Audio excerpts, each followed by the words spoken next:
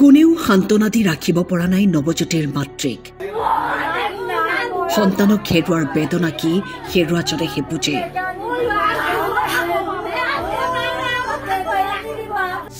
যোৰহাটত ঘটিল কৰুণ ঘটনা।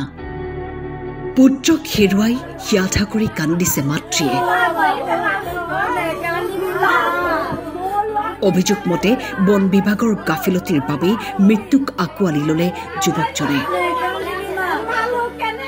এটা নিশ্চিতভাৱে দুৰ্ভাগ্যজনক বিষয়। আমি সকলোৱে এই ক্ষেত্ৰত মৰ্মাহত হৈছোঁ। কিন্তু একে সময়তে কিছু প্ৰশ্ন উত্থাপন হৈছে যে যোৱাকালিৰ যিটো ঘটনা, এই ক্ষেত্ৰত বিদ্যুৎ বিভাগ বা বন বিভাগ সম্পূৰ্ণৰূপে জগৰীয়া হয় নেকি? কিয়নো বিদ্যুৎ পৰিবাহী তাৰ 11,000 ভল্টৰ এটা উচ্চ ক্ষমতাসম্পন্ন বিদ্যুৎ পৰিবাহী তাৰৰ নিচেই তলত এনেধৰণে চৰকাৰী এটা বিভাগৰ কাৰ্যালয় নিৰ্মাণ কৰাৰ পাৰ্মিশ্যন তেখেতসকলে কেনেদৰে পালে? এই ক্ষেত্ৰত নিশ্চিতভাৱে আমি ক'ব পাৰোঁ যে বন বিভাগ আৰু ঠিকাদাৰৰ গাফিলতি আছে। তেখেতসকলে সন্দেহ কৰাৰ মতে কোনো ধৰণৰ অনুমতি নোলোৱাকৈ নিৰ্মাণ কাৰ্য চলাই গৈছিল। কিন্তু এই পৰ্যন্ত এজন যুৱকে নিৰীহ যুৱকে প্ৰাণ বিসৰ্জন দিয়াৰ পাছতো কিন্তু বন বিভাগে হওক ঠিকাদাৰে হওক কোনো পক্ষই তেখেতসকলৰ পৰিয়ালবৰ্গৰ লগত সহযোগিতা আগবঢ়া নাই বা যোগাযোগ কৰা আমাৰ পৰিলক্ষিত হোৱা নাই। এই ক্ষেত্ৰত আমি সহজতে অনুমান কৰিব পাৰোঁ যে এই নিৰ্মাণ কাৰ্য সম্পূৰ্ণ অবৈধ আছিল। বন বিভাগে যদিও বা নিৰ্মাণ কাৰ্য চলাইছিল, তাৰ কাৰণে যিখিনি নীতি নিয়মৰ প্ৰয়োজন হয়, বিশেষভাৱে বিদ্যুৎ পৰিবাহী তাৰৰ তলত নিৰ্মাণ কাৰ্য কৰিবলৈ বিদ্যুৎ পৰিবহণৰ নিশ্চিতভাৱে এটা অনুমতিৰ প্ৰয়োজন হ'ব পাৰে। আৰু যি স্থানত এই নিৰ্মাণ কাৰ্য চলাইছিল, আমি জানিব পৰা মতে এই ভূমিখানিৰ গৰাকী ফিচাৰী ডিপাৰ্টমেণ্ট হয়, তেখেতসকলৰ নিশ্চিতভাৱে অনুমতিৰ প্ৰয়োজন হ'ব। কিন্তু আমি জানিব পাৰিছোঁ যে এই দুয়োটা বিভাগৰ কোনো ধৰণৰ অনুমতি নোলোৱাকৈ আজিৰ তাৰিখত বন বিভাগে নিৰ্মাণ কাৰ্য চলাইছিল। গতিকে আজি এই যুৱকজনৰ মৃত্যুৰ কাৰণে সম্পূৰ্ণৰূপে বন বিভাগ আৰু ঠিকাদাৰজনক আমি জগৰীয়া কৰিব বিচাৰিছোঁ।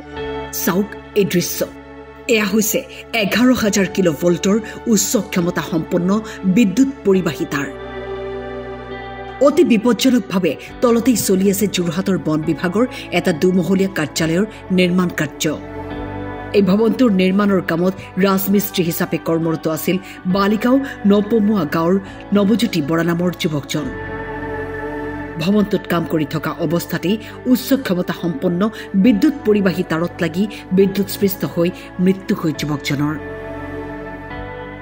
বিদ্যুৎ পৰিবাহী বিভাগৰ ভুলৰ বাবে আমাৰ এজন গাঁৱৰ নপমুৱা গাঁৱৰ যুৱক নৱজ্যোতি বৰা অকালতে মৃত্যু সাৱটি ল'বলগীয়া হ'ল।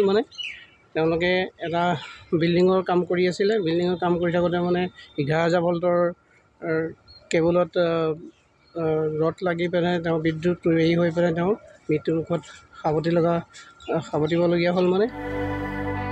এই কৰুণ ঘটনাই তীব্ৰ প্ৰতিক্ৰিয়াৰ সৃষ্টি কৰিছে যোৰহাটত।